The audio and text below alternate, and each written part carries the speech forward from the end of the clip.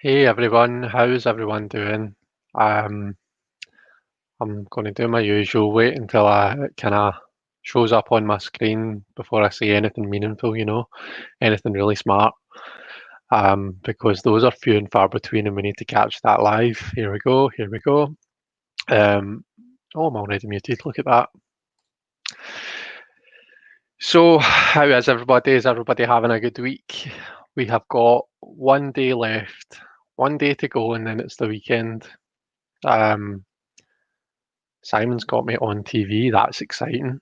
I think that's probably the only time I'm ever going to be on TV, Simon. Not like your good self, who's pretty much a celebrity. Um, no, it's really nice to see everyone. Let me just call the register, as it were. So we've got Cassie. Hi, Cassie. Neem's here. Hi, Neem. Jen, Hen, John T. Jelly's here. Red Bean B. Hi there. Susie. We've got Simon. I take it was you, Simon, that logged in as Tarot Times. We have the lovely Sandra. We've got Robin, and we've got Whispers, Healing with My Ancestors, Asha, Light, Eel. Whispers, Healing, if you are okay with us knowing your name, if you could let us know what if there's a shorter name that you can be called by, it might just be a wee bit easier, if I'm saying your name. Um, Jackie, hi Jackie, I've just seen you pop in. We've got Miss Honey. That participants box obviously doesn't work very well then, does it? Ben, hi Ben, how are you? Let's see, who have I missed? Jamie Kelly, I don't think I said hi to you. Hi Jamie. Miss Honey, if I didn't say hi to you. Yeah, I think that's everyone that I've got on the participants list. So anyway, if I've missed you, a collective hello to everybody. Thanks for being here. It's lovely to see you as always. I think we're all just saying hello to each other, haven't we? Miss Honey's listening in, just about to get into the bath. Well, I hope you enjoy your bath, Miss Honey. So yeah, the reason I'm popping on today is because I kind of said in the description, and I probably wrote too much, to be honest, in the description for anyone to have paid it much interest. But I really kind of I feel as though I get a lot out of comparing different tarot systems. Um,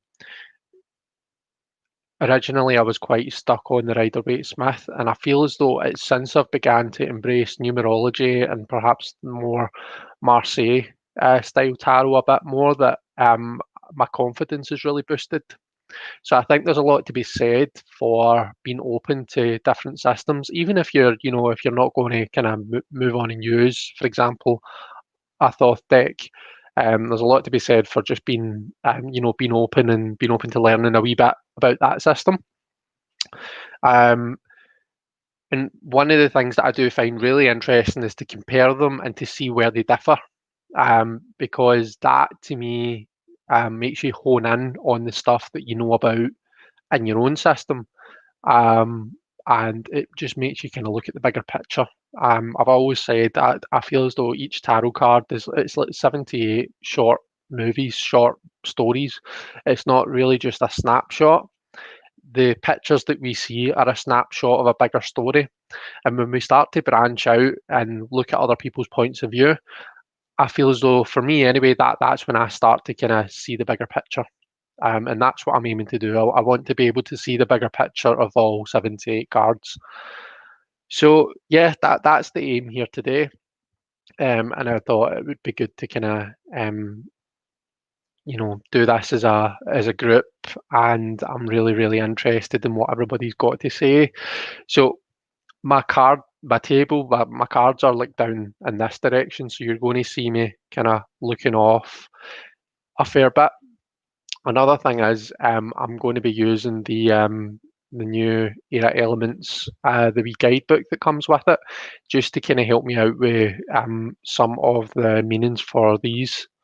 Obviously, they've got the keywords on it, but I feel as though Dr. Eleanor Pieper, she's really, really good at kind of expanding on it and just in a succinct way, but making you understand the intention behind the card.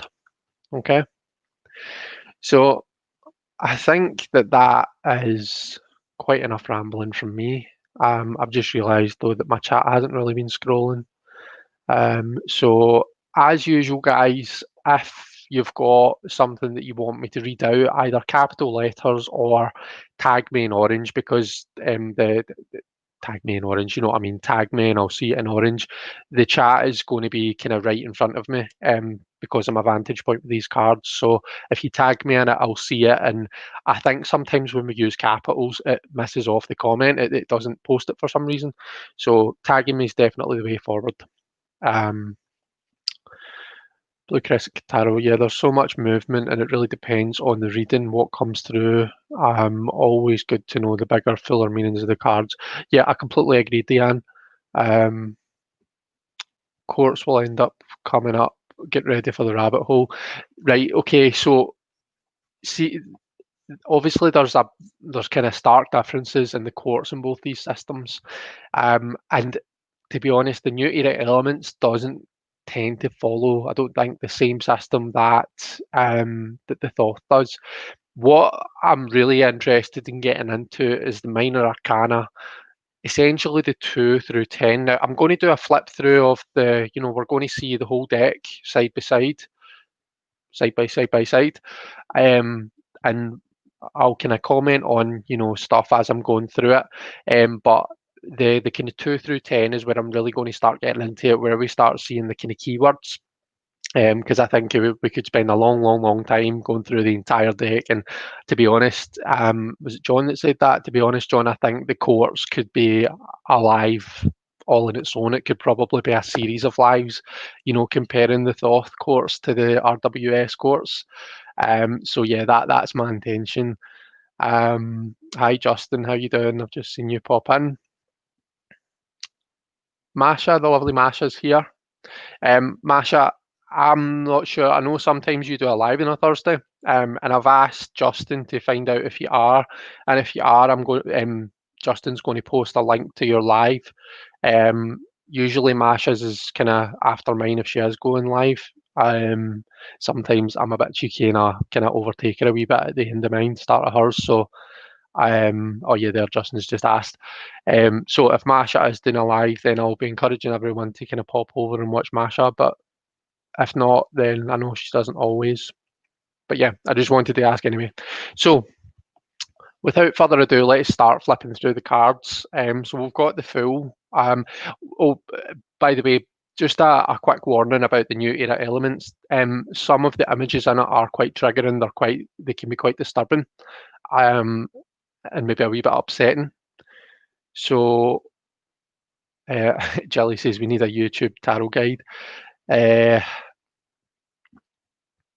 Oh, okay. Masha's not doing a live today. That's fine then. She's doing lives on Fridays now. Right. Happy days then. Yeah, new era elements. Some of the images can be quite triggering. Now, I will try to remember and give you a wee warning before we come to those ones. But just in case I forget, I'm just kind of letting you know just now that some of them can be a wee bit upsetting. Okay. So we've got the Fool. We've got the Magus and the Thoth and New Era, and we've got the Magician. So 3 quite different images here. I really love this new era deck. I really do find that the images are really kind of quite striking and just really kind of well done. I really kind of appreciate the art style. We've got the High Priestess.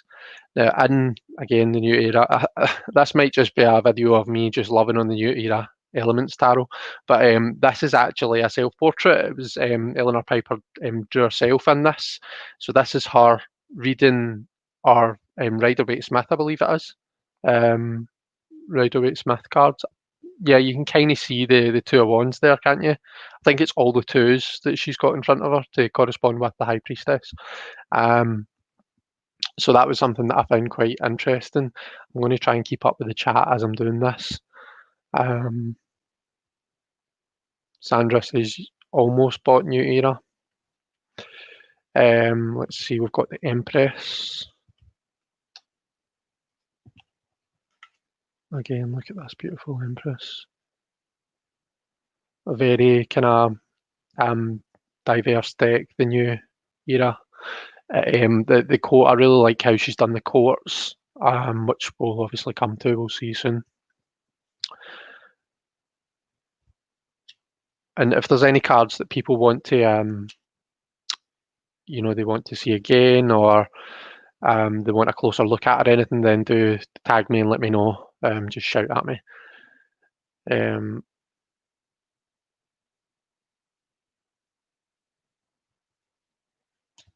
So the Emperor. I actually do quite like the Emperor card in this Thoth. I don't know, there's just something quite visually pleasing about it for me. I remember it was in this book. In my first live, I walked through this, so I did. And the writer, Jonathan Deety, says something in the book about only being able to see one side of the Emperor's face. Can't remember what it was he said, but I remember that being significant.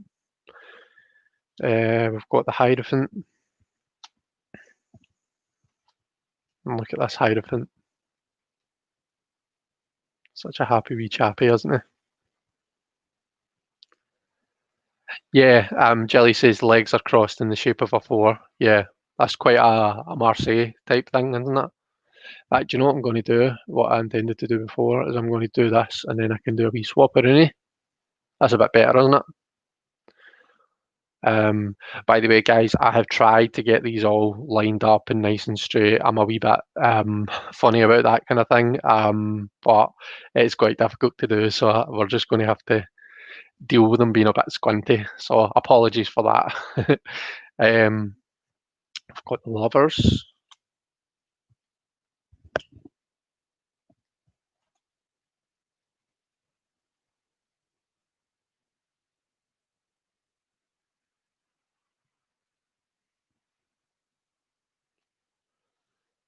Simon loves the Dalai Lama as the Hierophant. Yeah, me too.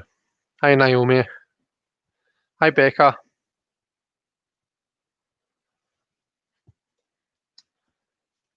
Chariot.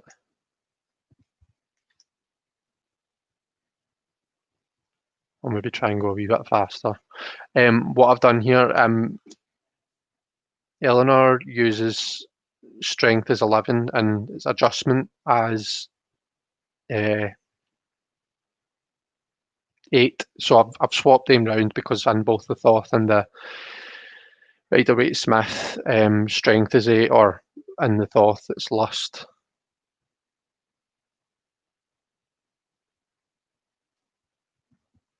I've got the Hermit, and again, this is one that I really appreciate in the Thoth deck. I really like the kind of the way the light is, the angles that it makes. There's something quite pleasing about that to me.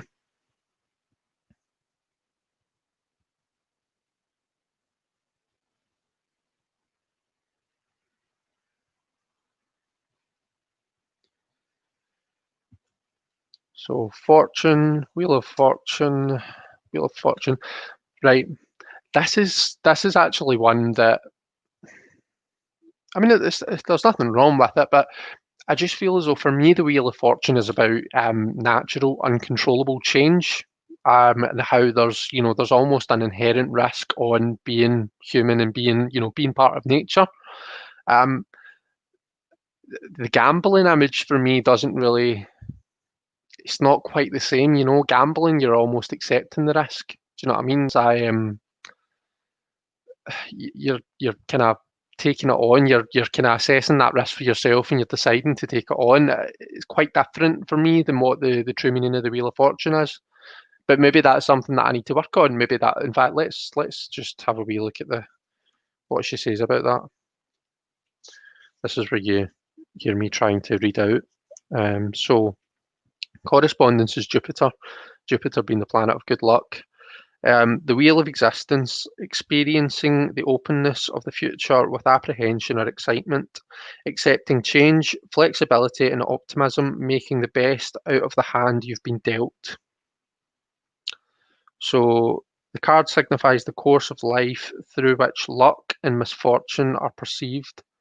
It advises us to use the opportunities to our advantage and to try and play our hands at fate. Okay. Maybe it's just me that sees that as a wee bit different then. So we've got adjustment in both Thoth and New Era, and we've got justice in RWS.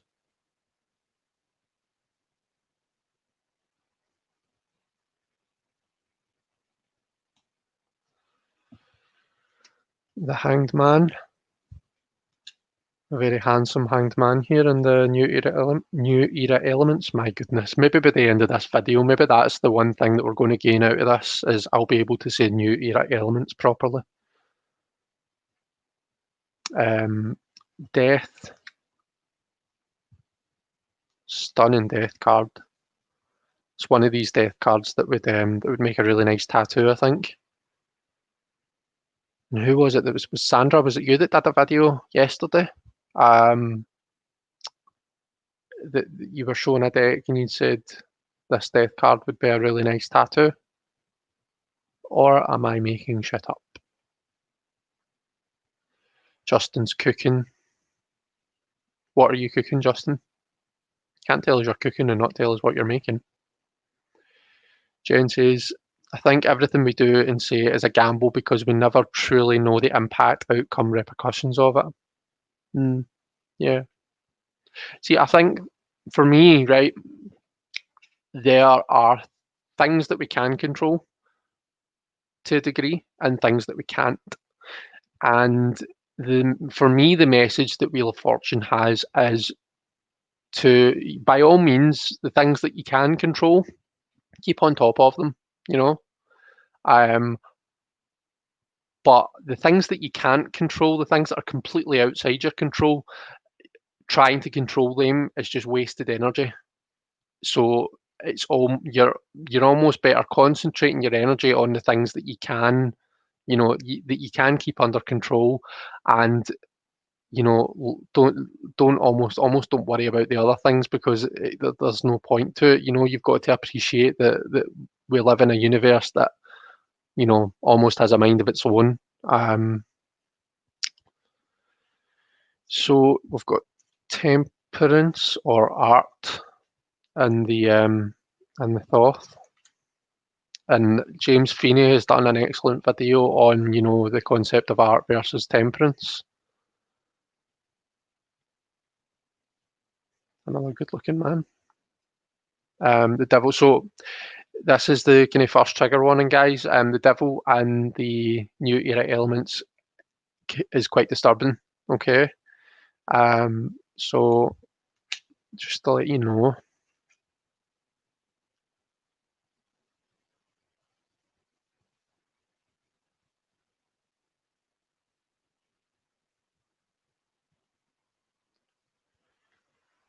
Slow hauler, that's right, that was it. The tower is another kind of disturbing one from New Era, particularly if you're from the US, I would imagine.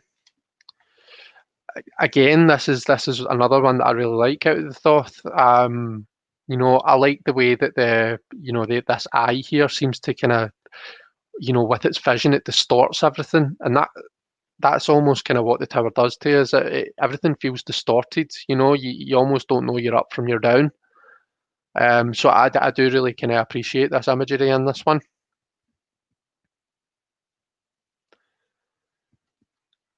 We have the star.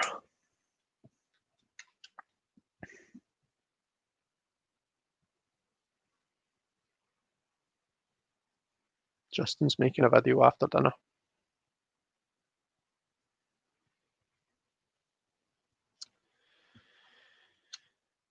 We've got the moon.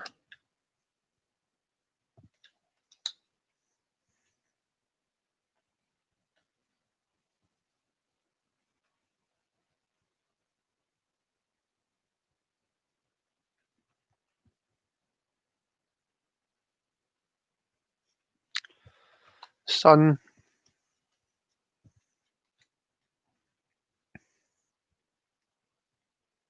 I love this sun card. Reminds me of the what do you call it? Anarchy.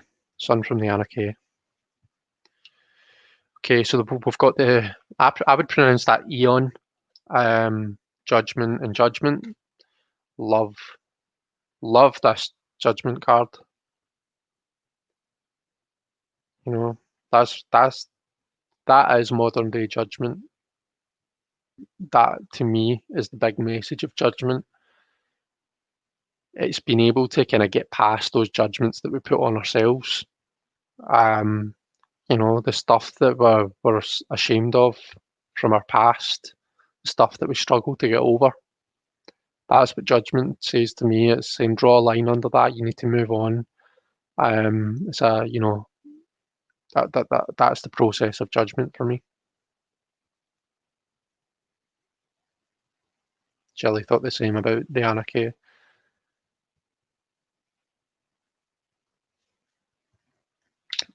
The universe, and the world.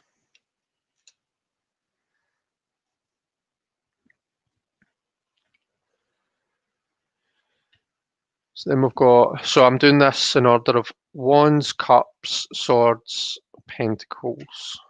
So we've got the Ace of Wands, or the Ace of Fire. New Era deals in elements, so we've got fire, water, air and earth. And then I guess this is where the kind of, Jamie says we're generally kinder to others than we are to ourselves. Simon, we're our own worst critic. Yeah, Sandra, me too.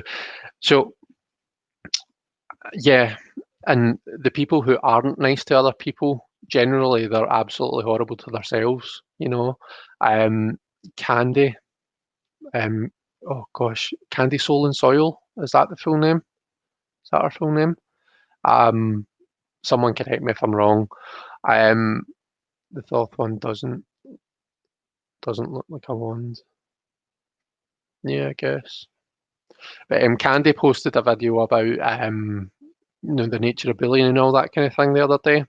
And one of the things she said really struck me. She was talking about different reasons that people might put you down to make themselves feel big. And the first thing she said the most common reason is something about your light exposes their shadow. Which really kind of struck me. So yeah, when people aren't nice to other people, generally they're probably even more kind of critical of themselves, I would think. Okay, we've got the Two of Wands, and this is the first kind of, in my opinion, when this is where we start to see a divergence between the two systems. So we've got domination in both the Thoth and the New Era. And we've obviously got our traditional RWS, Two of Wands. Now, for me, the Two of Wands, in RWS, you've got the idea of this guy kind of looking out and assessing. He's kind of looking out and planning his journey ahead. He's got a globe in one hand. So you might look at that as kind of planning his journey. When I read, especially in this card, kind of generally across the kind of aces and the twos, I pull on a lot of numerology. So for me, two is very much about planning. There's not a lot of action in the two. It's very much kind of planning out the kind of the next steps. So for me, that is quite different from the image that we see here. Now let me just read out what she says about the two. So the correspondence, for anyone who likes to talk about their astrological correspondences, we've got Mars in Aries for this one, and you can kind of, I'm not sure how well you'll be able to see it. Certainly, no, you can't see it very well actually, but the symbols are on both Thoth and New Era.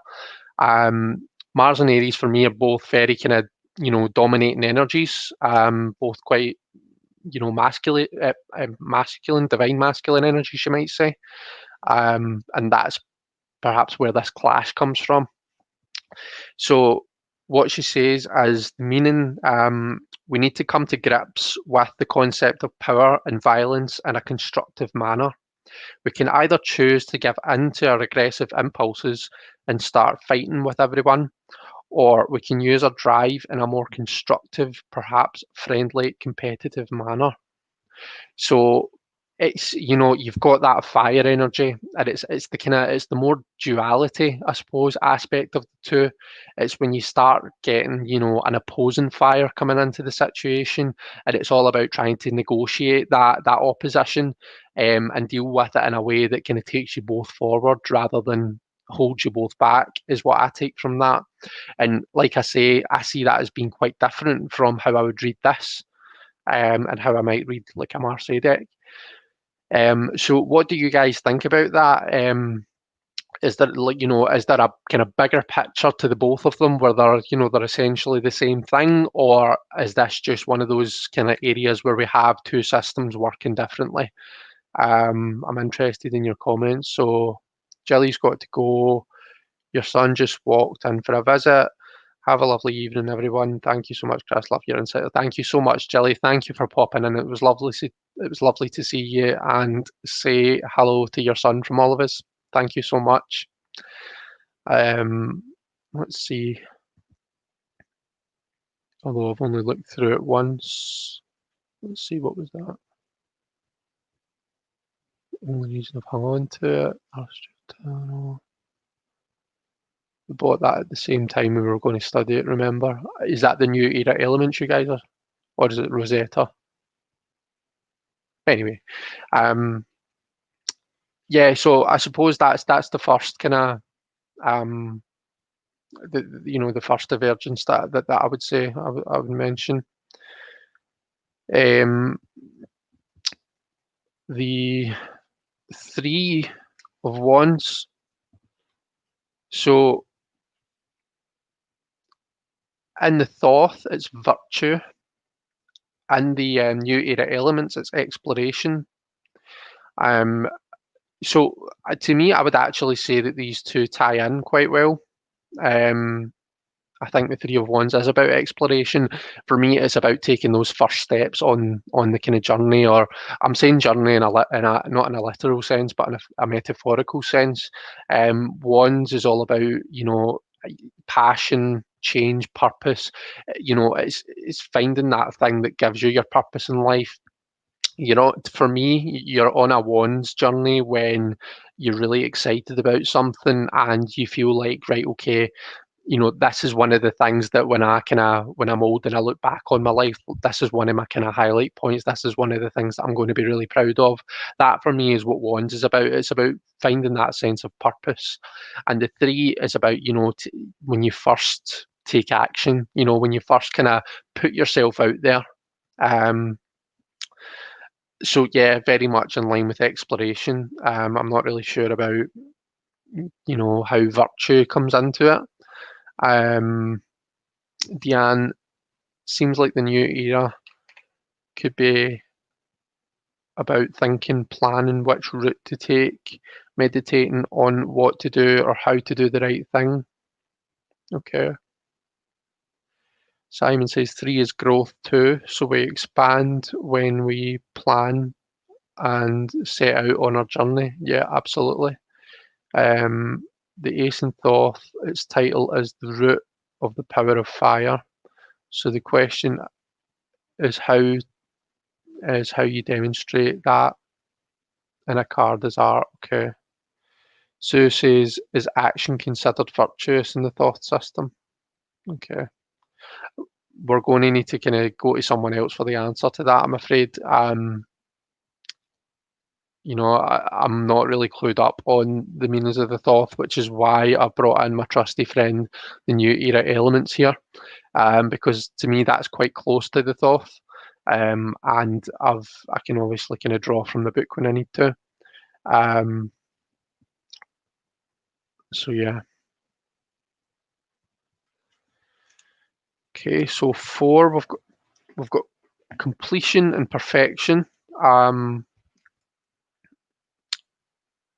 Which is, they're quite close, I guess. You completing something, you perfect it.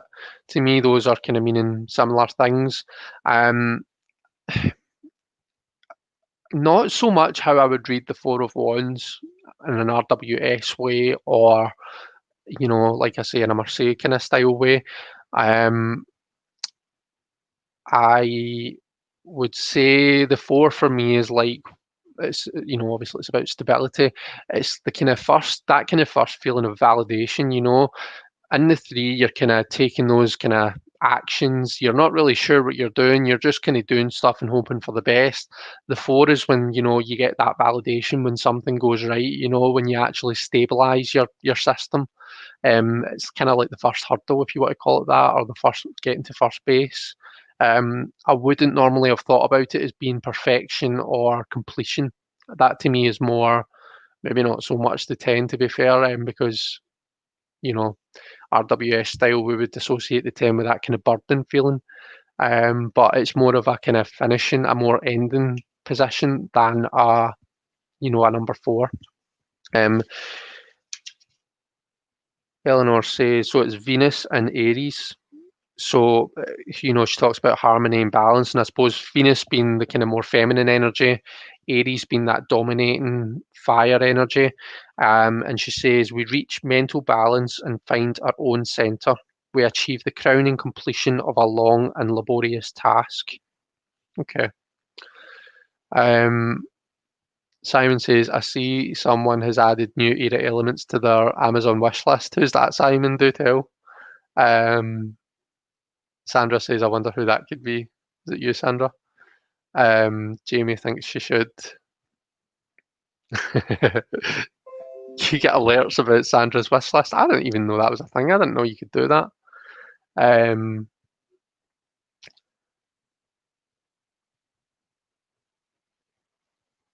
Yeah, Sue says those spokes make the wheel very stable. Yeah, absolutely. Yeah, they do. Right, okay.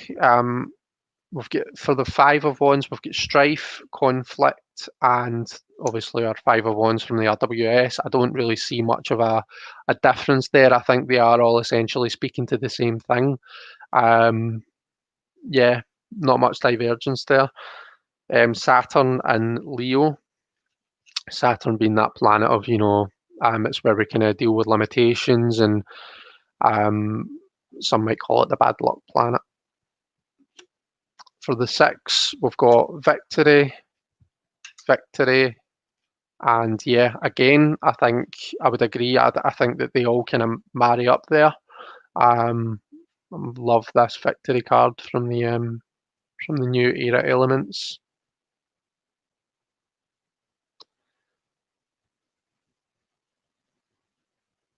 Oh, it was Masha that added it.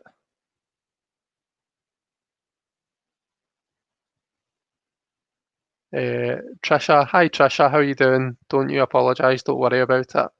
We're just kind of comparing some tarot decks here. So I'm interested in what y'all think. Okay, Valor and Bravery. Valor and Bravery meaning the same thing. And again, yeah, for the 7 of Wands, I think that is about bravery. If I was reading it, I would perhaps hone in more on kind of what's happening in the bigger picture, i.e., you're almost being ganged up on, aren't you? But you're in a good position. This guy's got the high ground, and as much as people might be throwing at him, he's kind of triumphing over them. Let's see. We've got Mars and Leo for the astrological correspondence there. For the 8, we've got swiftness.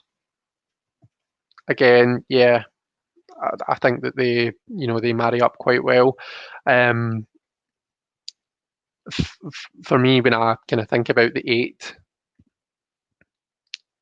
it's a very stable number, so it can sometimes be quite counterintuitive to associate it with fast movement. If we're thinking about, again, that thing that brings us purpose, that project, that enterprise, this kind of life's work type idea, how I can explain that to myself is it's almost like it's got so stable, your roots are so kind of stable and rooted in the ground that the sky becomes the limit.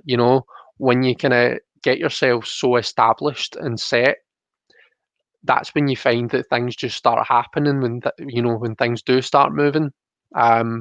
So I don't think that the idea of real stability and this quick movement, I don't think that they're really mutually exclusive.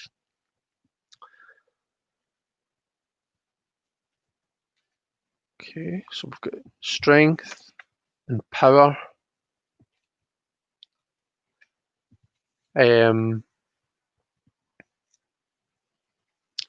Yeah, the strength and power are, I think they're different ways of saying the same thing. I suppose this guy has got a lot of strength and he does demonstrate a lot of power. I suppose from an RWS point of view, we tend to pull on, the fact that he's clearly been through a lot. You can see that he's kind of battle scarred, and for me, sometimes this comes up to say, don't give up. You're almost there, kind of thing. I know that you've been through a lot, and I know you're pretty scunnered with everything that's going on, but just kind of stick by it.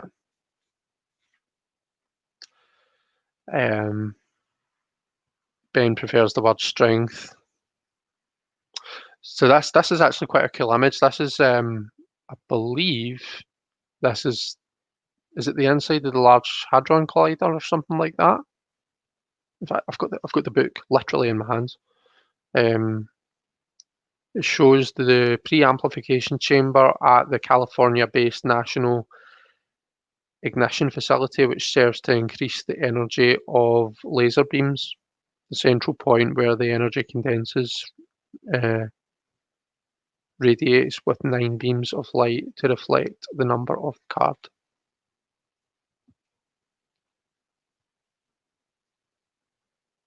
Simon said, how much?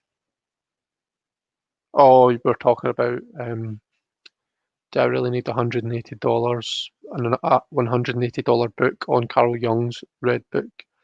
Down a rabbit hole when the wish list thing went off. This is maybe another one that might be quite disturbing for some people. So we've got oppression in both of these cards, and we've got the Ten of Wands, which I would say they're quite close. This is kind of more the idea of kind of trying to take on too much, doing too much at once.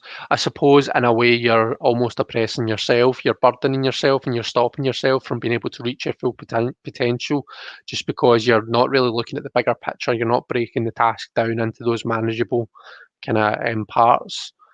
Let's see.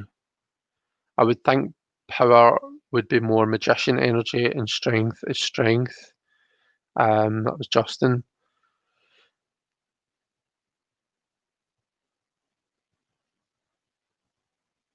Strength to me is more a power from within, says Ben. There's a version of Reb Book for $40 on eBay. Linked with courage, Ben Simon says. Okay. So, like I say, I'm not going to go too much into quartz. What I will kind of talk about though, so obviously we all know that we've got in the Thoth system, we've got the princess, the prince, the queen, and then the knight is the kind of head of the court. A new era elements, like we're going to see it's daughter, son, mother, and father, which is quite nice. And we all know we've got page, knight, queen, and king. But the elemental associations with the courts in this I find quite interesting. So for the daughters, they're associated with the element of water. Now I know that the knights are air, and the Thoth. I'm not really too sure about the queen, prince, and princess.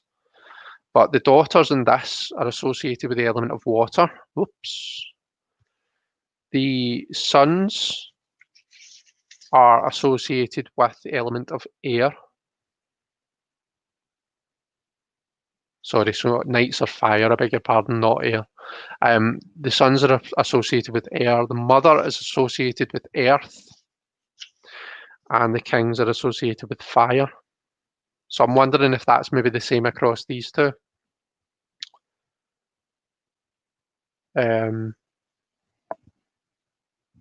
So yeah, we've got princess and daughter and page. We've got the prince, the sun, and the knight. And just look at the sun with fire.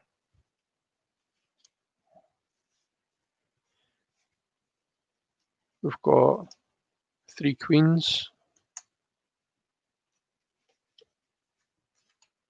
Sounds like a drag act, doesn't it? The 3 queens.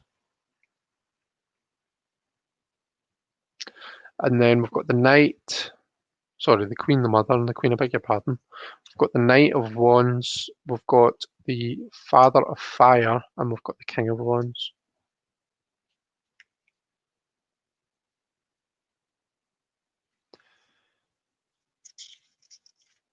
So then on to the suit of cups or water.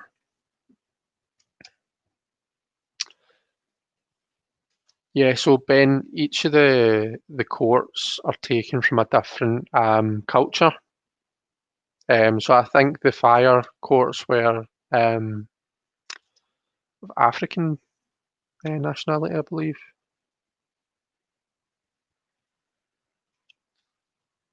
Let's see if I can quickly see.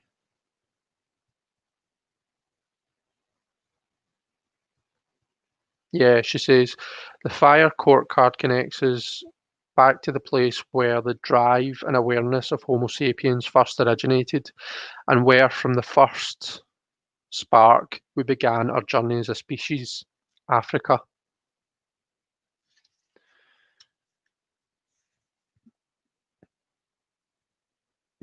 My husband just came by and asked what happened to Simon. I said he's here. YouTube equals the Simon channel. Someone gave him about 10 more chins and stuck a Pokemon t-shirt on the poor soul.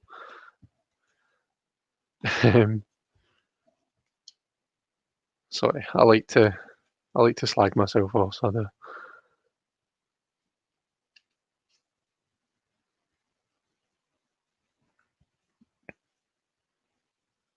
Developed a Scottish accent. I do like studying the different systems and ideas, but happily stick to Marseille. Fair enough. Right, okay, so we've for the 2 of cups, we have love, and I think that agrees across the board. Astrological is Venus in Cancer for anyone who's interested. Got abundance in both the Thoth and New Era.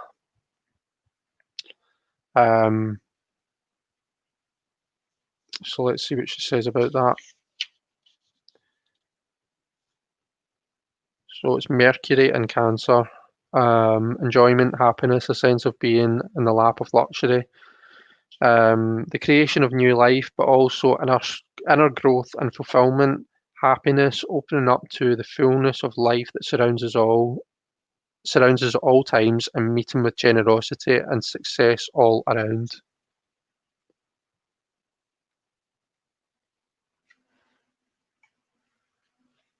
I just love the 3 waterfalls. This puts me in mind of the Mary L. 3 of Cups. Is that what it's called? Okay, here's one where we see a wee bit of difference, I guess. We've got the comfort. Now, don't get me wrong, sometimes when I read this, I do pull more from a Marseille kind of point of view, where it's like kind of stabilizing the emotions. But then I think that this does kind of, sometimes emotions can become too stable, water can turn to ice, and the situation can get pretty cold. And I think that's what we see here. He's been offered a gift and he's really not seeing it. He's almost become so kind of enveloped in his own boredom that he's not able to see opportunities. But for me, that doesn't really tie in with luxury and comfort. So let's have a look and see what Eleanor says about that. So, just looking at the comments here, I'd be flattered. Thank you very much, Simon. That's very kind of you to say. I did take them out so you could hear, because we are typical Americans and we love accents. Yeah, my accent's my saving grace. If ever an Irish person comes on to Tarot Tube, that's me. I'm screwed. If Connor if Connor ever starts creating tarot content, then I'm going to be. That's me. I've lost my charm. Sorry. For the Four of Water, we've got the Moon in Cancer, meaning we are feeling secure and stable and have a sense of satiety. Uh, oh God, domesticity. Domesticity, excuse me, and fulfillment. However, too much calm can also lead to a sense of boredom. Okay, so I guess they are quite similar in that regard. Um, these two, I would say, are more of a kind of positive meaning of the Four of Water, and this one I would say is more of a kind of more pulls from the shadow side, maybe. Thank you very much, Deanne. That's lovely of you to say.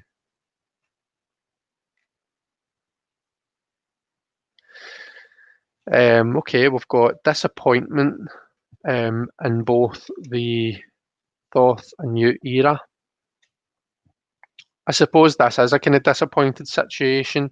Um, to me, this is almost more sad depiction than what these two are. This is more kind of makes you think of loss and grieving, and being so kind of caught up in the emotions of the situation, that you're not able, or maybe you're just not ready yet to see the two full cups still behind you. Um, to me, disappointment is kind of not quite as intense, not quite as bad, but let's see. So we've got Mars and Scorpio. I think, see if you look at Ben, it was you that sent me the chart that breaks the kind of Scorpio down, that breaks each star sign down into the three sections, and I'm pretty sure that this is the one that I fall into. So I'm just a big disappointment, is what we're saying. It made me laugh. But Mars and Scorpio, disillusionment, pain, farewells, tears. Okay, farewells. Okay, okay.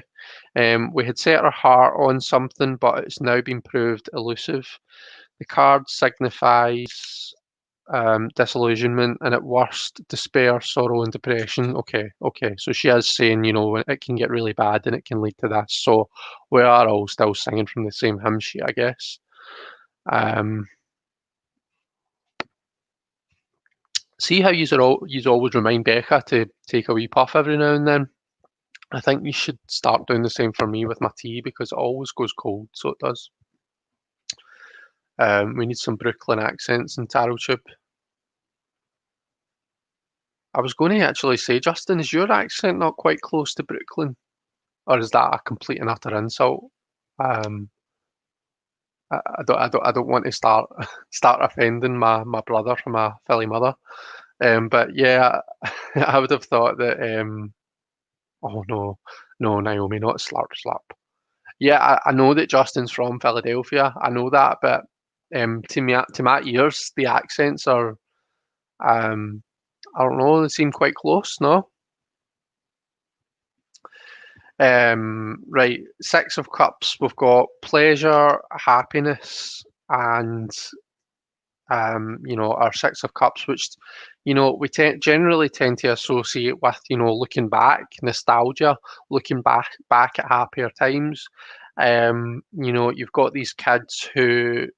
Justin, was it you that was talking to me about this earlier on? You glided me earlier and you were talking about this. You've almost got these kids who are in this courtyard. They've got the wall built around them, so they're in a very safe environment. It's almost like, you know, casting your mind back to things when were just simpler, when there was no grey areas, everything was black or white, you know, you were kept safe from the big bad world.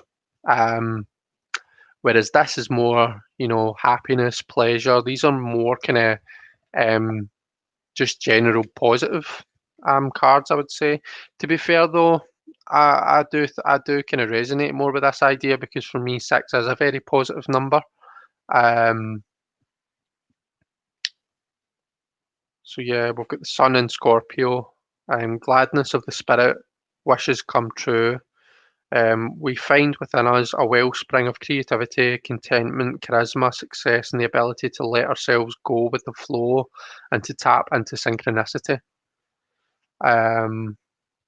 So yeah, there is maybe a bit of a divergence here, maybe a bit of a difference. What do we think?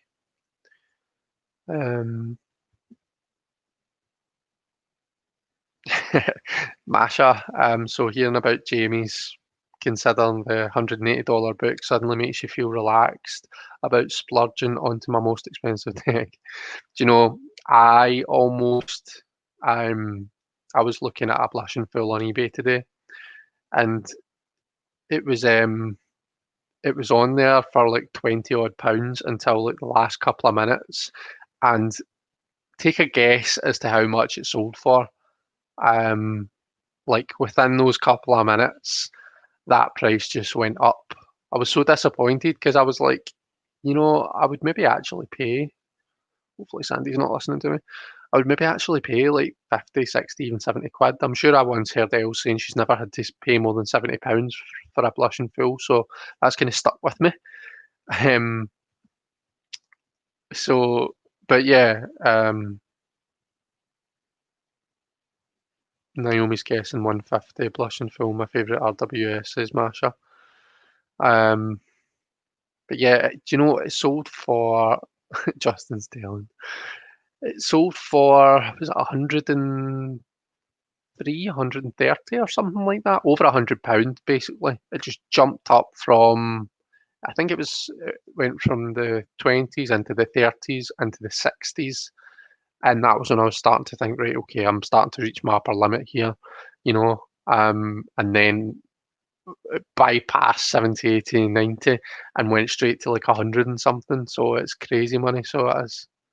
But anyway, sorry, we've still got like half the deck, more than half the deck to get through. I suppose we're an hour in. Okay, debauchery, right? Okay, so confession time. I did say to Justin, or was it to Simon? I said to someone on Glide that I was going to look up some of these meanings of these words that I'm not 100% sure on before the live, and I never done it.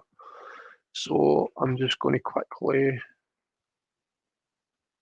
Um, so yeah, right, okay. So to destroy or debase the moral purity of, to corrupt.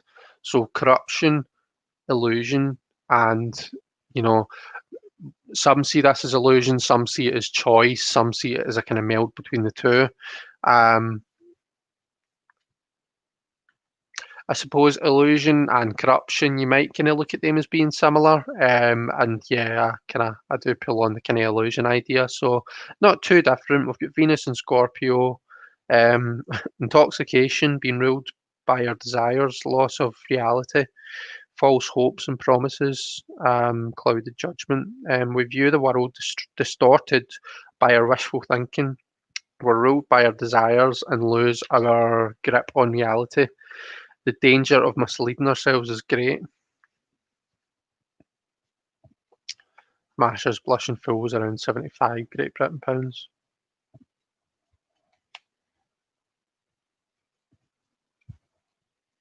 Yeah, I agree, Sandra. No way. I think for now at least, around £70 would be my top. Right, okay, so we've got for the 8, we've got indolence, despair, and for me, the Eight of Cups. I was talking to Justin about this just last night. Um, so it's about realizing when you need to kind of cut your losses. It is about walking away from a situation, not always kind of being able to kind of finish it and tie a nice bow around it and have everything kind of, you know, everything everything done and dusted. Sometimes you just need to accept that it's not for you or this isn't working and move on. And for me, that's a lot about that's a lot of what the Eight of Cups is about, and that can be, that can cause despair. So not too different, but I suppose this just kind of highlights more the journey aspect of it. We've got happiness, joy. Yep, I think that's for me. Those are all kind of meanings of the Nine of Cups. Community as well. I pull a lot of kind of, some people look at it as the wish card. There's a lot of community in the Nine of Cups for me. So being around people, really kind of feeling that. I was going to say satiety there, but that's the kind of next one. So Ten of Cups, satiety, repletion. Um, so both of these is this kind of meaning this kind of being full up. Your cup runneth over. Which is definitely for me what the Ten of Cups is all about. It's all about kind of feeling that happiness in your emotional life, your love life, your family life. Those kind of emotional connections that we associate with the cups and the water suit. So we've got Mars and Pisces. We have passed the point of culmination and we're now sinking into the afterglow of an intense emotional experience. We're ready to let go with gratitude. Okay, so then we've got the quartz. So here are our water quartz from the new era elements, and let me just have a look and see. So people who have mastered the ocean like no other. The people of Polynesian descent have crossed the Pacific and settled island after island without the help of a sextant or compass. Here, a Maori girl in a traditional feather dress is wearing a fish hook pendant, looks out in calm serenity. Sue has to go drive, so catch up later. Thank you so much, Sue, for being here. It was lovely to see you. And be safe driving. I hope you enjoy the rest of your day, evening, whatever time it is, wherever you are. We've got the Prince of Cups, Son of Water, and Knight of Cups.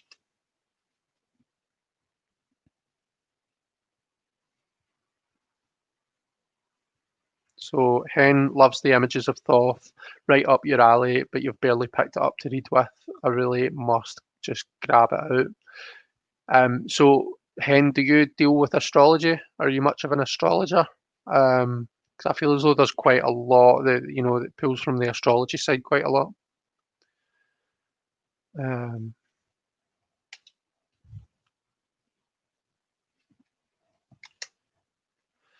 for anyone who is interested in Thoth, I know that Nina, is it, from Shuffle Tarot, she's going to start a kind of basics of, learning the basics of the Thoth series, as far as I'm aware.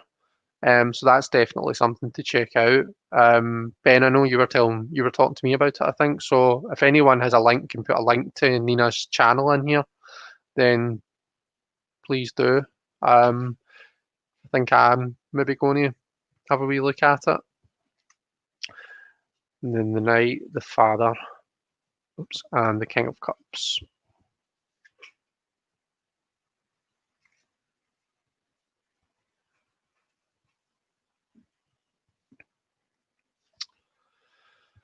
We've got our three Aces of Swords, or Ace of Air.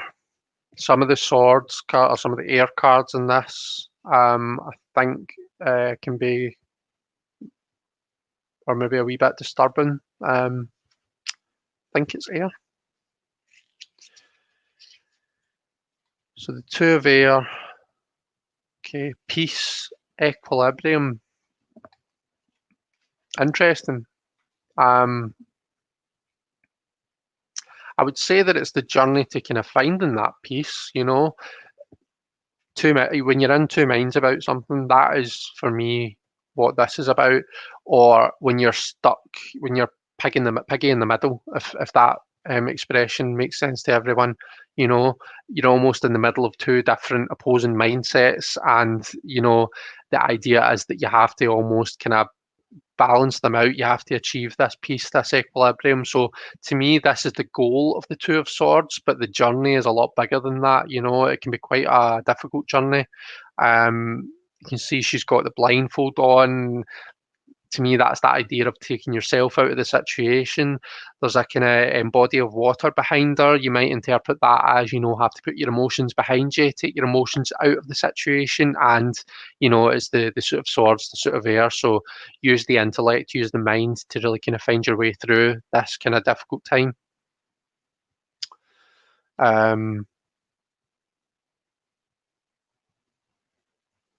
Yeah, no worries at all, John. Okay, sorrow, grief.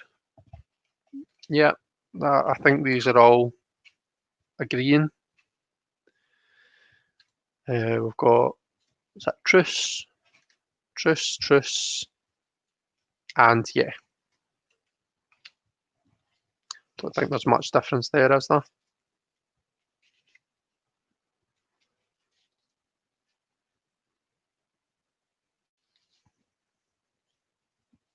Defeat. Oh dear, what have I done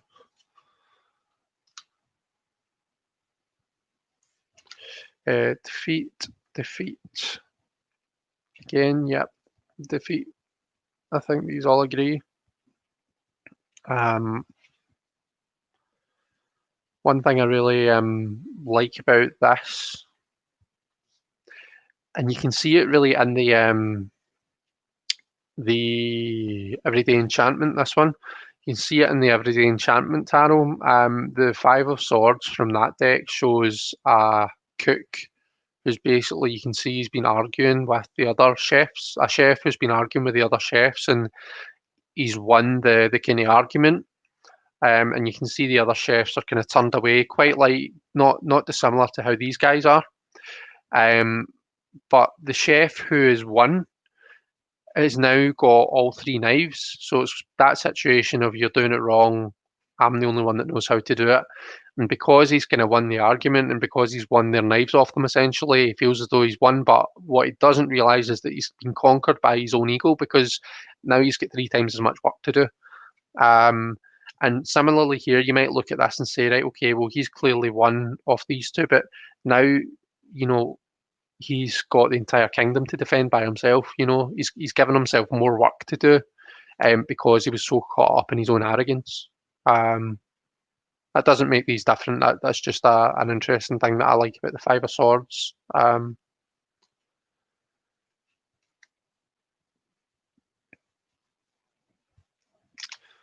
Right, science, knowledge. Again, this is different for me. I can see these two being similar. Science and knowledge. Where science is all about knowledge. But let's have a look. So we've got Mercury and Aquarius. And we search for the truth and strive for objectivity, understanding, and intelligence. The card may signify sudden, blazing insights and unconventional solutions to problems. So yeah, it's a lovely card. It's a lovely description, but not how I would normally read the Six of Swords. Normally, I would read it more in line with the kind of RWS meaning, where you're kind of you're almost creating that psychological harmony for yourself by removing yourself from a tough situation and finding, traveling to calmer waters. So quite a difference here. Mendy's just said, why am I arguing for Thoth? I don't like Thoth. You're being contrary, Mendy, is what you're doing. No, I'm only joking. Essien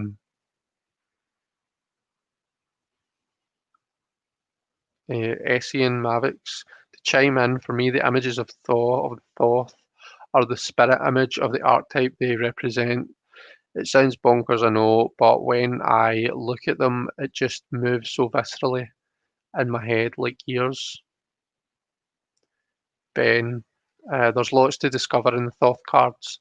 Nina at Shuffle Tarot is doing a beginner series on YouTube and has a Facebook group, Thoth from Scratch. Yeah, I said that earlier. Did you hear me earlier, Ben? Because I'd asked if you. Oh, I think maybe Simon's done it. For a link.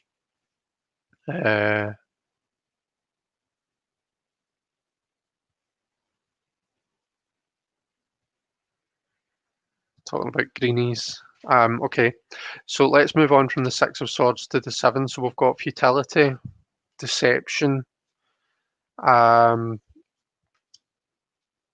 Yeah, I think we can all agree that the Seven of Swords can be about deception. Um, I think that it highlights the need to be crafty, the need to think outside the box and maybe find an alternative solution to a problem. Um, it really forces you to think about your method. For me, sevens are about assessment, and this guy, there's an army encampment here. He knows that he's outnumbered and he can't take them all head on. So whilst they're sleeping, he's disarming them. He's going away with their swords. So he's finding an alternative solution to the problem that he's got, and not just kind of charging in head on, which, it is quite deceptive what he's doing, but I think there's more to it than that deception. So yeah, interference and the eights of swords and air from Thoth and New Era, and then we've got our traditional eight of swords here. So again, let's have a look and see what she says. We've got Jupiter and Gemini for interference. Now that's interesting because usually Jupiter is quite a positive a planet of good luck. So we simply cannot stay on one task. Instead, we're pulled in multiple directions, and in the end, very little gets accomplished. The distractions may not always come from within, but from people who feel destined to offer unsolicited advice. Interesting. So this idea of, these people who are pulling you in different directions, perhaps kind of, it almost makes me think of that Page of Swords energy, that kind of speaking when you don't really know, you've grasped one small facet of the entire story of the facts, and then all of a sudden you start acting like a wido, you start thinking you know it all, and you talk as if you know it all. And the eight, we almost see ourselves being influenced by these people and being pulled in all these different directions. That's quite different to how I would read this, which is, thinking of that, the eight has been really stable, but it's almost like I've just lost my thought there. So I have. Usually I don't have any problems reading this card. So it's almost like, so the light seers has got a really nice image of this. You're almost seeing yourself as being trapped, but you're not really. There's a lot of high mental energy going on. You see yourself as being trapped, but really, when you kind of take an objective look at the situation, it's not as bad as what you think. She can obviously get herself free from here quite easily. She's not kind of fenced off by the swords or anything, but she needs to have the will to see that. So yeah, perhaps a bit of a difference there.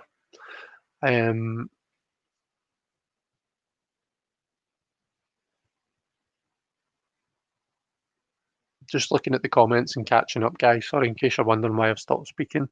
Deanne, need to figure out something for dinner. Lovely to chat with you all for a bit. Have a good night. Thanks very much for popping in, Deanne. Okay. Yeah, the Nine of Air isn't very nice, and the New Era elements might be a wee bit triggering for some people. So just to let you know, that is it's a depiction of, I think that's a rat being kind of dissected. So cruelty is the key word there. Again, I see that as being quite different from the traditional meaning. We've got Mars and Gemini.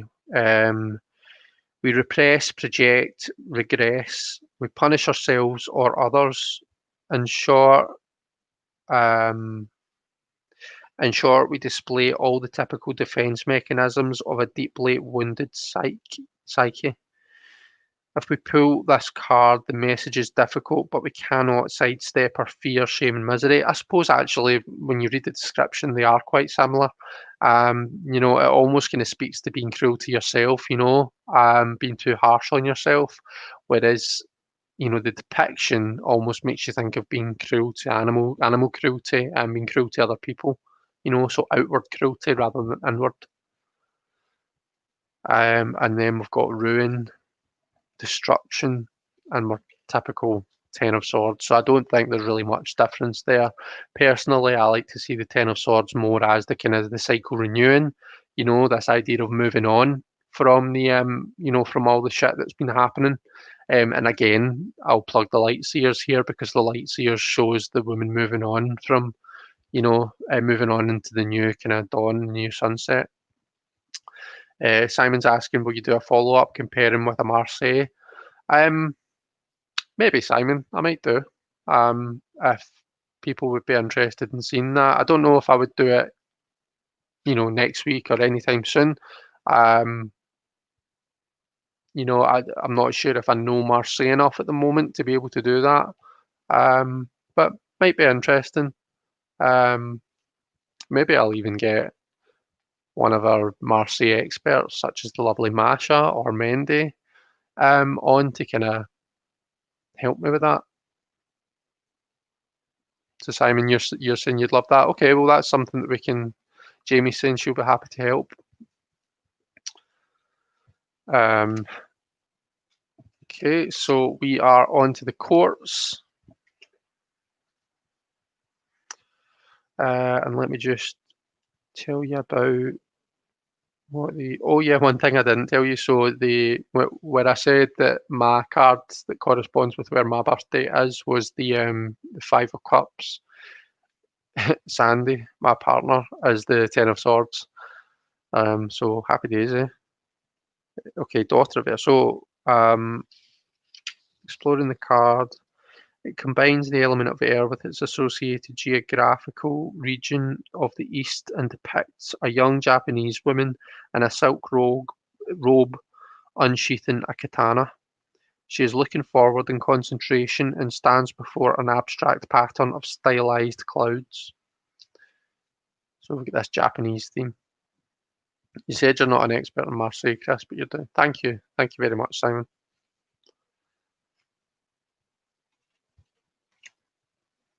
Prince of Swords, Son of Swords, and Knight of Swords. Got the Queen of Swords.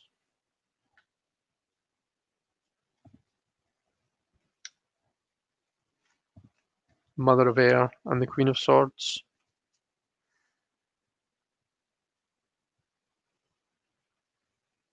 I love this just because she's depicted as being, or is it just the angle I'm catching at, but she looks quite happy to me. It's not something you see a lot in Queen of Swords.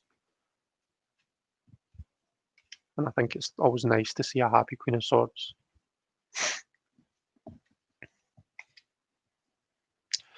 And then we've got the Knight of Swords, Father of Air, and King of Swords. Okay.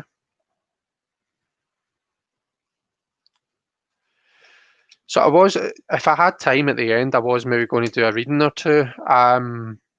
This is actually taking a fair bit longer than what I thought it would. So if anyone does have a question, then pop it in capitals for me just now. But if not, we can just call it a day. But yeah, if anyone has a question they want to ask, I'd be happy to read for them.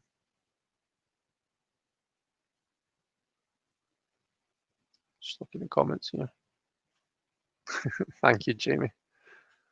Everyone's always so nice in this community. I just love it here. I love doing this.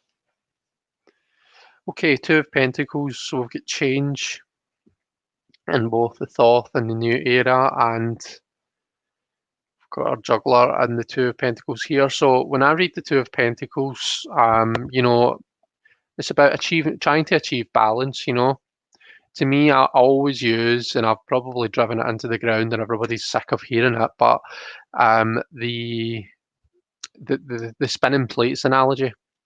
So this, for me, the story about the Two of Pentacles is, you're trying to spin all these plates, and albeit you're managing for the moment, you're managing to keep them all spinning. But when you're concentrating on so many things at once, you can't actually do any of them really great. You can't excel at anything. So no one's actually looking at you and saying, "Oh, he's brilliant," he or she or they're brilliant at that. You're only just managing. And the question is, how long can you go on like that? It's only going to be so long before one of those plates falls. Now, you know what it's like, if you're carrying 4 cups if you think about it, when you're at a bar, or in a pub or a club, and you're going up for the round of drinks and you're carrying like 5 drinks, we've all been there. And you're trying to negotiate past all the dancing people, through the crowds and whatnot, and get back to the table without spilling. It is nigh on impossible. And if you've ever dropped one at that point, everything goes tits up because it throws off your equilibrium, and you're almost like you're quite prone to dropping more, just because it throws you off. And the idea of the spinning plates, you have to make a choice between one of them falling, without out with your control, which will probably cause more of the plates to come crashing down, or you can make a conscious decision to drop one of those plates, and then you can concentrate on the ones that are left. So it's almost looking at all the things that you're trying to take on and thinking, right, what can go in the back burner? What doesn't need to be done right now? And what can I concentrate on at the moment and do really, really well? So that's that for me, that's the Two of Pentacles, which, I suppose that the thing that I'm talking about is change, because you're looking at what to change in order to achieve the balance. So maybe we are all kind of, it's different ways of saying the same thing, but we've got Jupiter in Capricorn. And the meaning is, the card urges us to realize that everything is two sides and to abandon a single outlook. Life is best approached with a certain amount of flexibility and an easygoing attitude. Okay.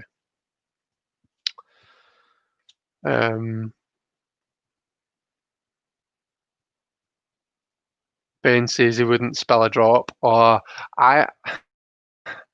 I can't walk from the kitchen to the living room without spilling my tea with just 1 cup of tea. I'm so bad for that. I always somehow manage to spill. So although I seem to develop a particular proficiency for it when I'm drunk. The more drunk I get, the better I seem to be at that kind of thing. Or maybe I'm just not realizing that I'm dropping alcohol all over myself. Sorry, I digress. The Three of Coins or Three of Pentacles is all about work. Discs, Earth, Pentacles. Hen says, I don't know that I'll do the Marseille justice the way that you and Mendy can, Masha. It will be more just me gushing over the beauty of the ugly weird.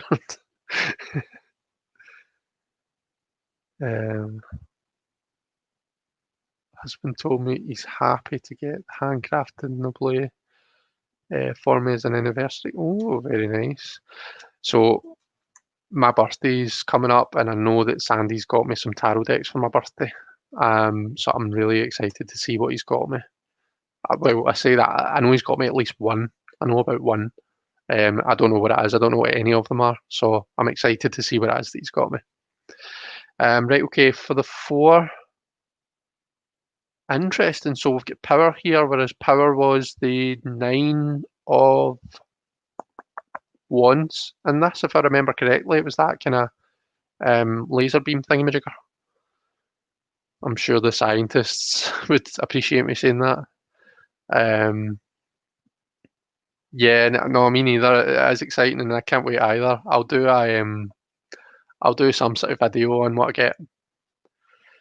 So we've got power, stability, and our 4 of coins here.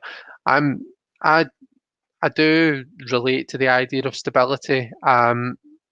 Sometimes it can be seen as a bit of a miserable card. To me, there's a bit of both. There is financial stability, but sometimes you've got to question how you're achieving that and how you're maintaining that stability.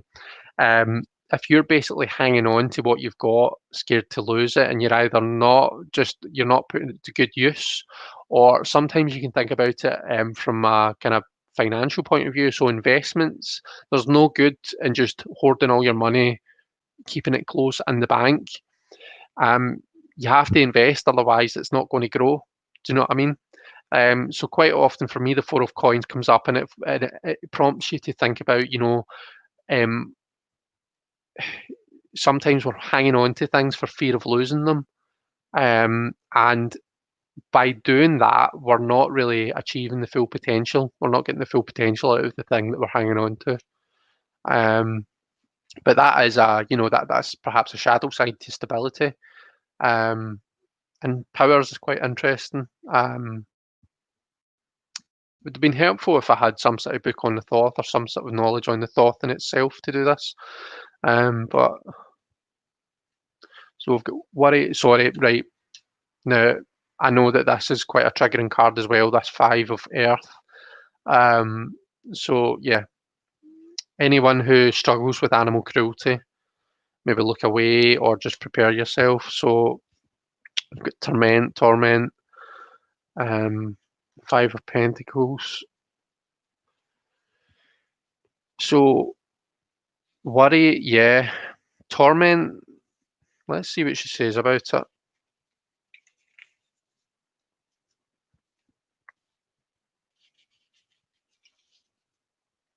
So we've got Mercury and Taurus. When material securities fall away and prove brittle, people suffer. We are material beings, and if we are robbed of our basic sustenance or sense of safety, we feel pain. Okay. Okay, so this is basically when we're in this situation, this is kind of reflective of how we're feeling, I guess. So there is much of a likeness between the three. It's maybe just looking at it from different points of view.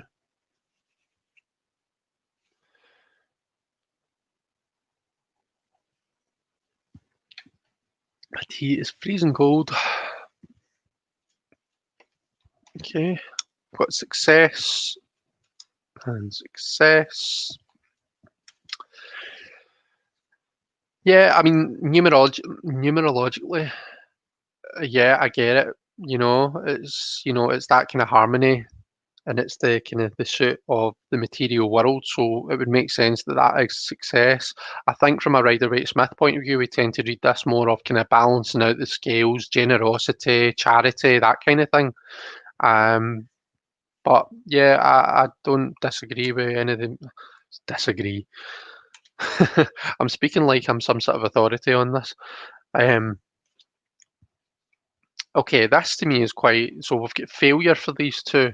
For the Seven of Earth or Seven of Discs. I don't really see this as a failure card, to be honest. For me, the Seven of Pentacles, it's about looking at assessing your material world, looking at your resources, deciding what needs longer, what needs to gestate for longer, and what can we pull, what can we harvest. So it's about looking and seeing, are things ready to be kind of manifested, or do we need to leave it a bit longer? Um, there might be, when you look at the expression on the chap's face, he might be feeling a wee bit fed up. He might look a wee bit kind of just bored with this shit. But in general, I don't tend to read it as a negative card. So let's look and see what Eleanor says about that. So we've got Saturn and Taurus. Emptiness, resignation, loss, misfortune, misery. Approaching a project with the wrong assumptions and an unrealistic outlook will result in only one thing: failure. When drawn, this card will prepare you for things to go wrong. So it is still kind of this idea of, you know, assessing things and your outlook on things, but this is perhaps just more of a negative point of view. Um, oh gosh, there's lots of laughter here. What have I missed? I know, right, Jamie, I've had pre-purchases once come in, but no new buying sprees.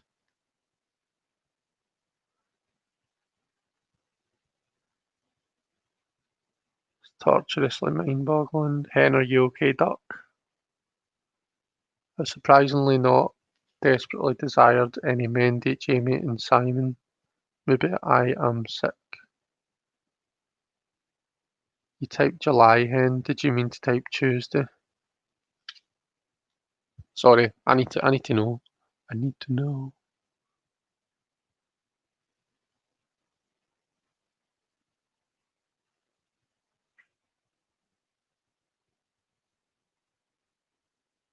No, can't find it, sorry.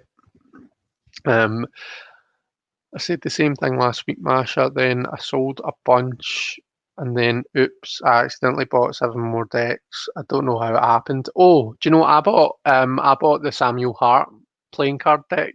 So for anyone who didn't see it, me and Justin did a live on his channel on Tuesday, and we did some readings with playing cards.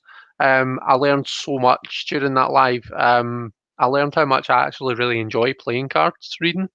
Playing card divination. I also learned always to trust Simon's instinct when it comes to trolls. So there you go. Chris needs to know. Jen hasn't bought a deck since July. Wow, well done. So Hen said she hasn't bought a deck since July. We're all shook. Yeah, that really is impressive, by the way. I think I went through. I think I was it 2 months I went without buying anything. And then I got a couple of things on eBay. Um, I think I went through a fair while as well, but wow, July hen, that's impressive. Right, okay, sorry. So 8 of Pentacles, Earth, discs.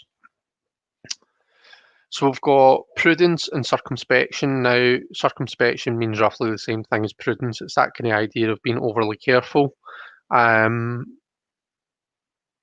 Not really sure if I think the meanings marry up on this. So let's see. For me, the 8 of Pentacles, and I think my own personal meaning for the 8 and the 3 of Pentacles. I think a lot of people read them the opposite way around. So to me, the higher number, the 8, would be more the kind of mastery. You know, he's so this idea again of the double stability. He's so stable, and the system is so kind of proficient that he's able to just churn out the work. So he's almost mastered his craft. Whereas the 3 is when you first kind of set out, when you first start out.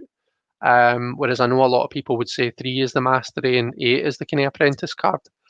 But anyway, so for circumspection, we've got Sun in Virgo.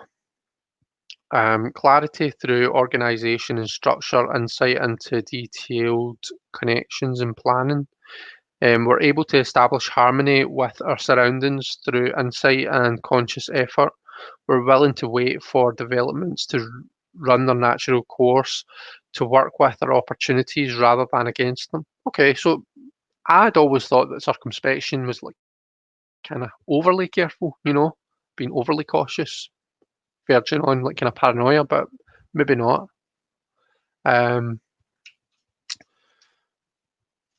9, we've got gain, which I suppose, yeah, that makes sense. I suppose you need to gain to then be in this position of, you know, being well off and affluent, that we see in this depiction. Sorry, my RWS is running away here. It's running off the screen.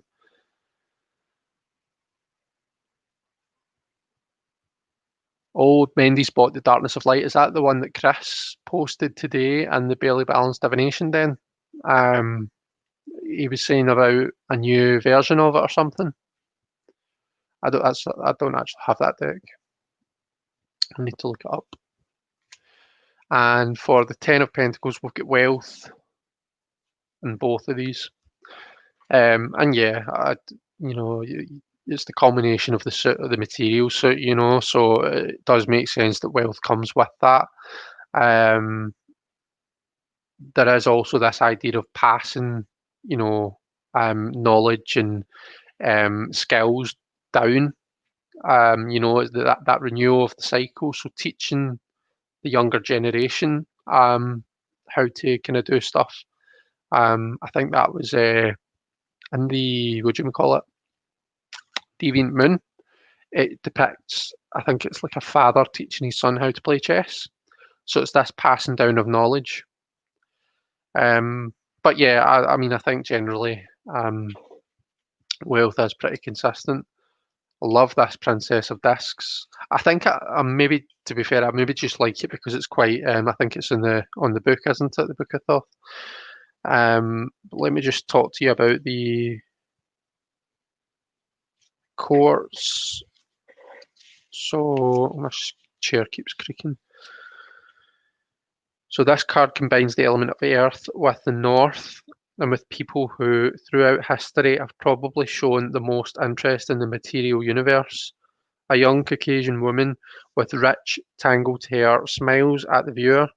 She wears a small, oh gosh, ginkgo leaf necklace, and behind her is an abstract pattern reminiscent of wood grain or stone.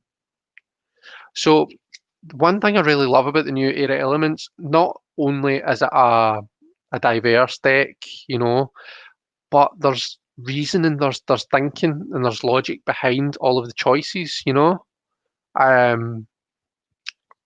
I really appreciate it for that. So Princess of Discs, Daughter of Earth, and Page of Pentacles. Sorry, so Prince of Discs, Son of Earth, and Knight of Pentacles. Got the Queen of Discs, the Mother of Earth, and the Queen of Pentacles, like Mama Bear. And the Knight of Discs, Father of Earth, and King of Pentacles. So there we go. So that's us going through the deck, guys. I hope that that you've got something out of that. I do realise that my Thoth knowledge leaves a lot to be desired. I know that we didn't kind of do a detailed comparison of every single card, but it was just a kind of, it was just I was really interested. I like doing this with decks, with different decks, different systems. I always find it teaches me something about the cards that I maybe hadn't thought of before. So yeah, I just wanted to share that with you and to get your insights. So let me just kind of look back on the comments.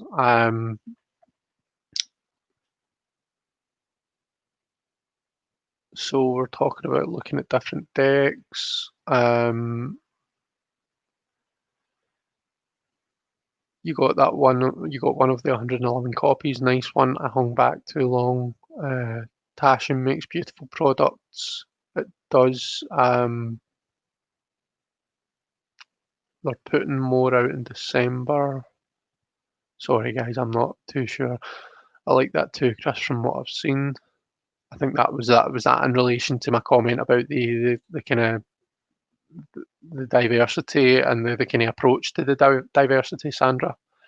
You have the vintage version, right, Simon? Love Art by Dali. You've enjoyed it. That's great, Simon. That actually means a lot coming from you because I know that Thoth isn't your favourite. It's not your favourite kind of deck to look at, and it's not your favourite system to read with. So it does mean a lot that you've enjoyed it. So thank you very much for saying that. You think that Tashin and US Games both printed cards in Belgium? Don't have to be an expert. This was fun. Thank you, Jamie. Almost convinced Masha to get a Thoth deck. Almost, but not quite. It's been good to compare. I'm glad, John. Thank you. So, I tell you what, right? We've got, got a wee bit of time left, haven't we? Now, since this isn't going to be like the usual hour session of doing readings, would you forgive me if I maybe used the Thoth? Or would we rather I use the new era elements? I'm just thinking because it's only, I'm probably only going to be doing 1 or 2 readings. It cuts the Thothness down to a minimum, whereas if I was to use it in a tarot tryouts, we might see a lot more of it. What do we think? Does anyone even have a question for me to read? Simon's voting for New Era. Jamie says go for it. Does anyone even have a question that they want me to read for? Simon says what? No. Oh, it's a Thothy kind of night. New Era. Simon's trying to get 2 votes there. So I think we've got 2 votes for Thoth, have we? Simon's like, oh, look at the time. Why don't you do a mixed deck reading? Read with the Thoth, Chris. Maybe you can convince me I should get it. I don't have a Thothy question. Do you have a... I'm going to start shuffling the Thoth. Do you have a non-Thothy question? We can see what the Thoth has to say about it, Simon, and you're more than welcome to turn your nose up at it. Whoops. My goodness. What is a good question? Right, Red Bean B has a question. Right, Red Bean B, the floor is yours. What is your question, my love? And we'll pull some cards for you.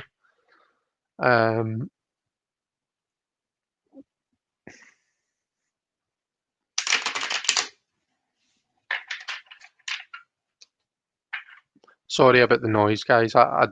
Because it was in order, I have to riffle it and not to get it randomised. Otherwise, you know what it's like. We're going to end up pulling cards all together, and it's just going to annoy me.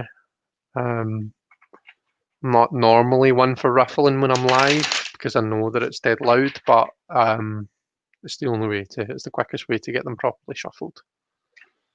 Naomi's off to bed. Naomi, it was lovely to see you. Thank you very much for being here. I don't see your question, Red Bean B. Masha has a toothy question. Mendy has a thoughty question. I take it it's not a question about your teeth, Mendy, because I would suggest that you consult a dentist for that.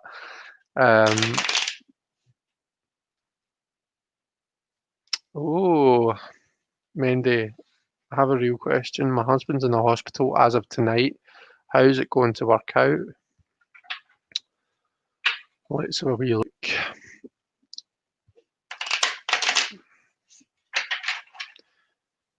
If it wasn't such a personal matter, I would maybe ask for a wee bit more info, Mendy, but I think we'll maybe just see what the cards say. I won't ask you to expand on that unless you particularly want to.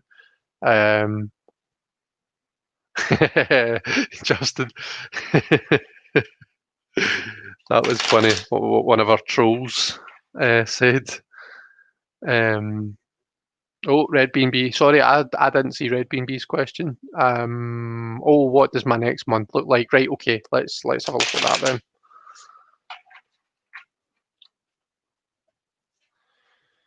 then. Just make sure these are randomized and not all.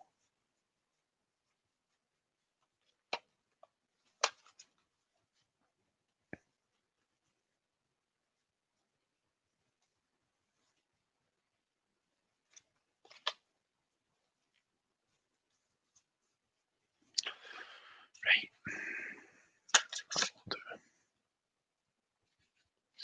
So from Red Bean B, I've got what does my next month look like? I think I'll just leave the kind of camera the way it is, with the table cam being bigger and just seeing a wee bit of me. I think that's a nice balance, isn't it?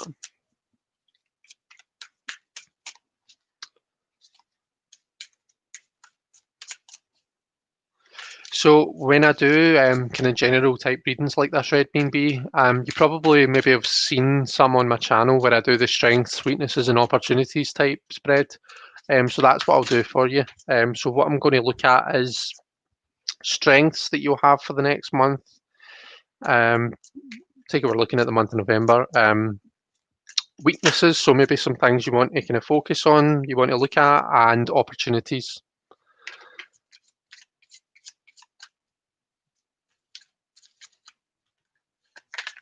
Oh, for goodness sake. Right, okay, I'm sorry to hear that, Mandy. I hope that everything goes well for him.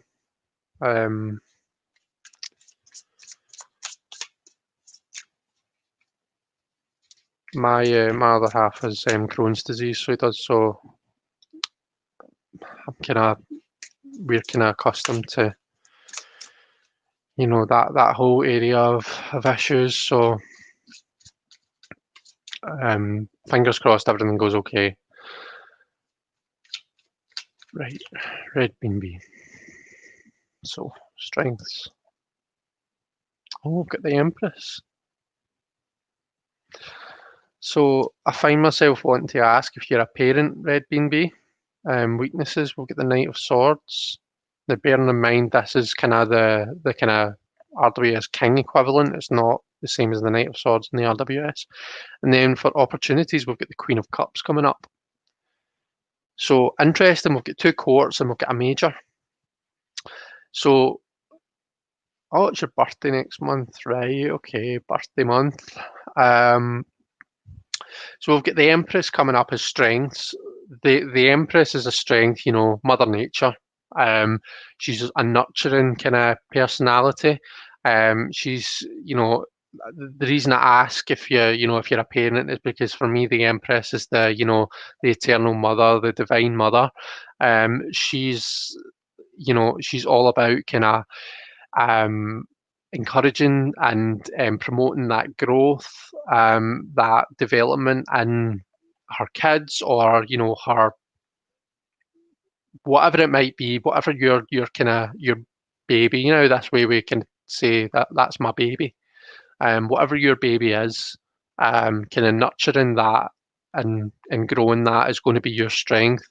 We have the kind of very kind of feminine, divine feminine ability to create. So creativity is really big with the Empress.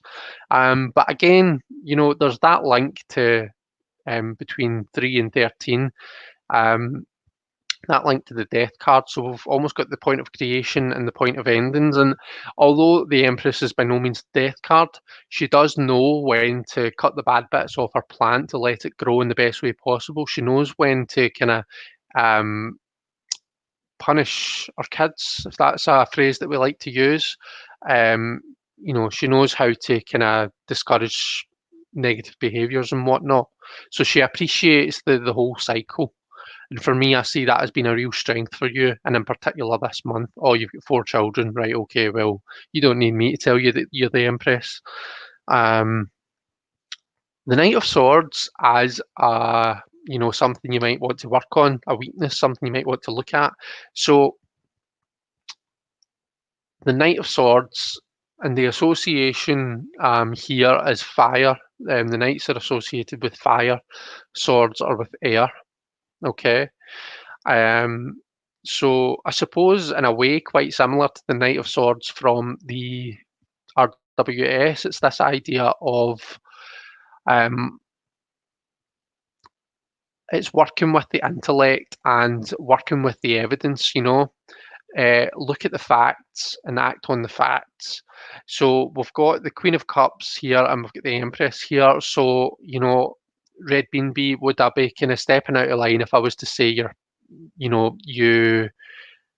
quite a lot of the time you might act with your emotions. You might react with your emotions perhaps, and maybe sometimes you find it difficult to be objective, to take a step back and look at the situation objectively and act on the facts and the evidence rather than maybe sometimes boiling over a wee bit.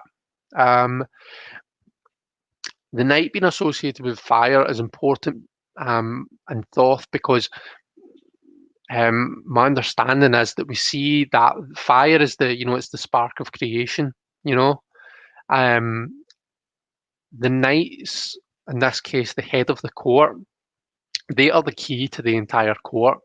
They are that spark of creation. They are what initiates. They are what oversees the growth and maintains the balance in the entire system. Okay, so perhaps just kind of looking at the bigger picture and seeing you know, seeing all aspects, and maybe I think, you know, we can say this for everyone, for all of us. It can be quite difficult to zoom out. You know, like I say, take a step back and act on evidence, rather than your eldest is 20 and your youngest is 12. Wow. Whereabouts in the world are you, Red Bean B? How are you getting on with school and stuff? Are your kids, or the kids that are of school age, are they still going to school, or are they homeschooling? How's that going? 'Cause Knight of Swords is a big teacher. You know, that's one of the attributes of the Knight of Swords. So maybe struggling a wee bit with that side of things. Opportunity is the Queen of Cups. So what I would see is the Water of Water, you know, very much in control, and can utilize her emotions and her feelings. Almost quite a stark opposite from the Knight of Swords. So it's interesting. This is coming up as an opportunity. So perhaps you know that, you know, emotions are your strength and your opportunity, and perhaps they can be a weakness for you as well. Putting everything together to get a kind of overriding feel for the reading is what I like to do. So 3, the knight in this case is 14 because it equates to the king, and the queen is 13. So let's see, 27, 28, 29, 30. 3 plus 0 is 3. So we're back at the Empress. We're back at this growth, this creation, creativity. So the Empress is the thing that you want to focus on your strengths here. Okay. We've all got weaknesses, but we need to focus on the strengths. And you know, to me, that's where you're really. Your youngest is back at school. Your eldest is your son. He's just quit university. Right. Okay. Okay. So that's maybe quite a kind of difficult thing for you to see happening, as a mother. No, I think, Mendy, you asked the question a month or so ago about your kids going off to uni, and sometimes it can be quite difficult as a parent to take that step back and to know when to let them make their own decisions and when to step in and say, right, come on, give them that kick up the arse that they need. But I don't want to make any assumptions. It could be, you know, quitting uni might be completely the right choice for your son at this time. I'm always there to catch in case my children fall. There you go. That's what the Empress says about you, your strength as a mother.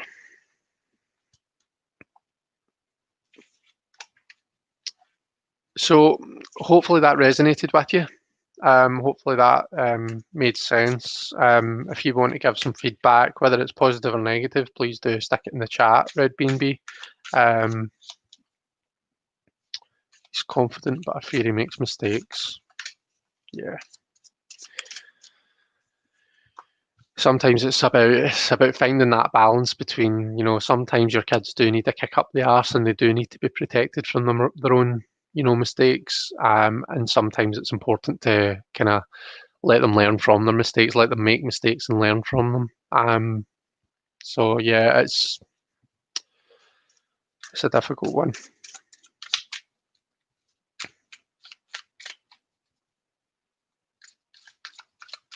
Hence says, I'm with you, Mendy, let's put them on a plane and swap for a while. Right, okay, I know, Mendy, you had asked the question.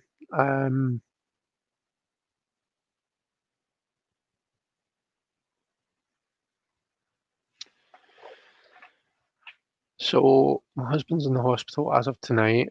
How's it going to work out? Okay. Oops.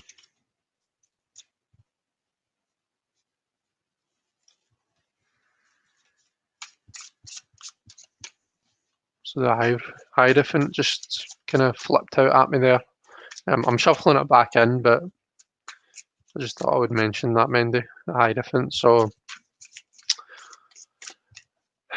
Hierophant is where we come away from the earthly world of the Emperor and the Empress and that stability and that kind of down to earth familiarity, and we start to kind of appreciate that sometimes we just need to have a bit of faith. Sometimes it's not about um, you know the hard evidence and knowing things for facts. Sometimes we kind of do just need to kind of let the doctors do their job, um, and have a bit of faith that and trust the system almost. Okay. So blockages into the scar tissue, that's what lands in the hospital. Okay.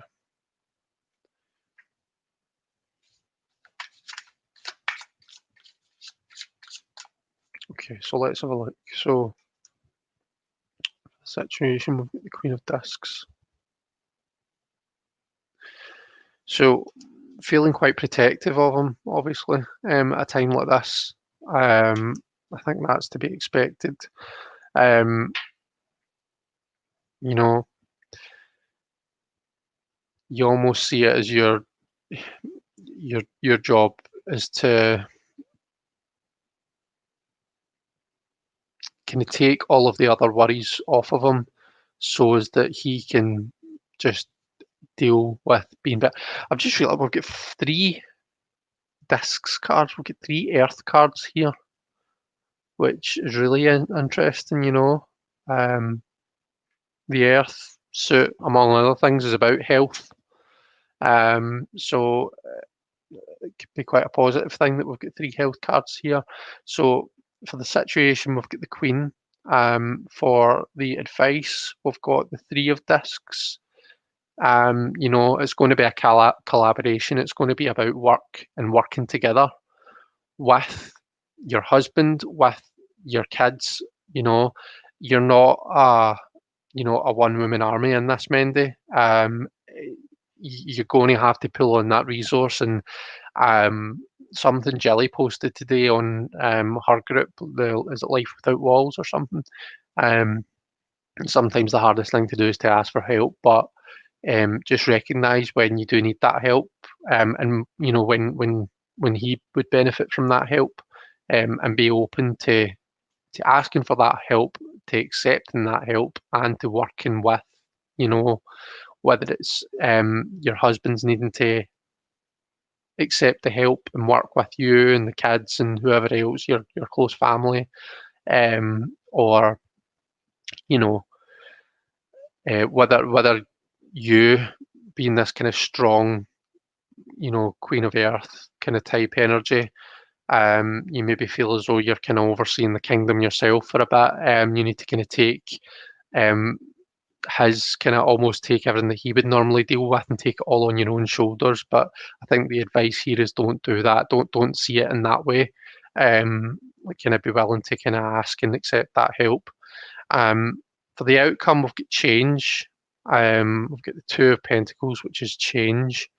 And I talked a fair bit about this when we were going through the cards. I talked about the idea of kind of dealing with all the plates spinning, and sometimes you need to make a decision to let something go in order to be able to concentrate on the things that matter. So quite often this comes into play when we're looking at different aspects of our lives. Sometimes our work life conflicts with our family life. Sometimes our family life conflicts with relationships with friends. Sometimes that money conflicts with everything at the same time. Different aspects of your life, more quite often you'll find them kind of marrying up and kind of working together nicely, but sometimes they clash, and it's at times like that, and at times in the position that you're in right now is where you need to kind of think, right, what is really important here. In this situation, it's your husband and making sure he gets well, and looking after the family, and think about what things aren't so important right now. Don't kind of continue to try and make 5 out of 2 and 2. Do you know what I mean? Don't try and still keep all of your own shit happening whilst having to kind of be there for him and manage his shit as well. be open to kind of saying, right, okay, well, that needs to be put aside for now, and don't be ashamed. Don't ever be ashamed to kind of do that, to say that. All right.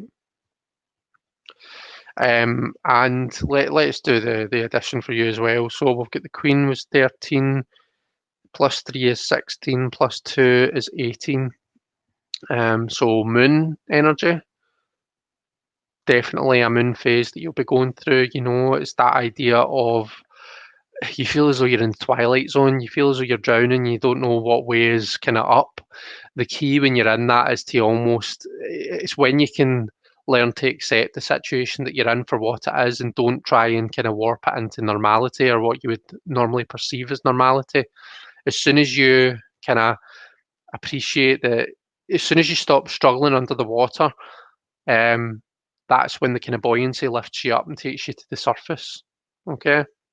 That unfamiliarity, you know, you can see the two figures, but you don't know which one is the dog and which one is the dangerous wolf. And that's what kind of sends you under the water in the first place. So that feeling of unfamiliarity, that kind of feeling of being in the twilight zone, it can give you the fear. But it's when you can kind of learn to not bury that fear, but kind of almost be its master. Just kind of accept it for what it is. That's what's going to kind of carry you forwards, and then we can reduce it further to get the hermit. So looking within is going to be the key for you. You know, the answers are within you. You don't need to. No one else can tell you really how you deal with this. You already have the answers within you. So yeah, that's how I see the reading, Mendy. I hope that that's been somewhat helpful. And you know, all of our love and our best wishes for the times ahead. And you know where we are. You know where I am if you need me. You know where all of us are if you need us. So Robin, I've seen that Robin's popped in. Hi, Robin. I need to get another Thoth. I chopped all the labels off mine and have some trouble muddling through. Yeah, I was seriously considering doing that as well because I do like the images on their own. I think if I was going to do that, I would I would get another deck and do it with it.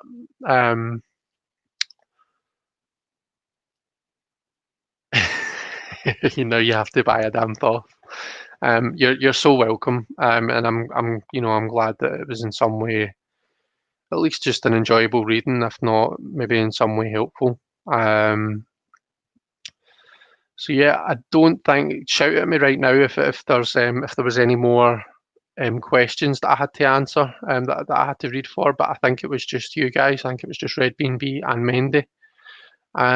So if that was everything, then I think we'll leave it there. I will love you all, and I will leave you all. I'm just kind of waiting to give someone the chance to say, Chris, you forgot such and such a person.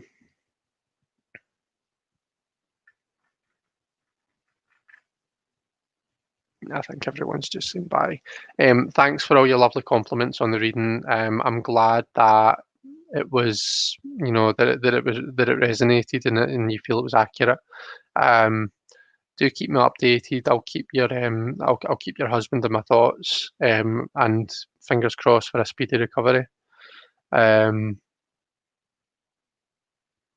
Simon, great live until the end. Well, look at that, Simon. You could have ended up with a whole live of Thoth readings, and you have managed to get one where it was only the two at the end. So that was at least something, I guess. John, it was lovely chatting to you too. Thanks very much for being here. I'm glad you've all been here. I love my Thursday nights. It really gives me something to look forward to. I love spending time with you all. Right, like I say, I'll love you and leave you. Take care, everyone. Have a fantastic weekend if I don't speak to you before. And I'll no doubt speak to you again next week. Bye, everyone.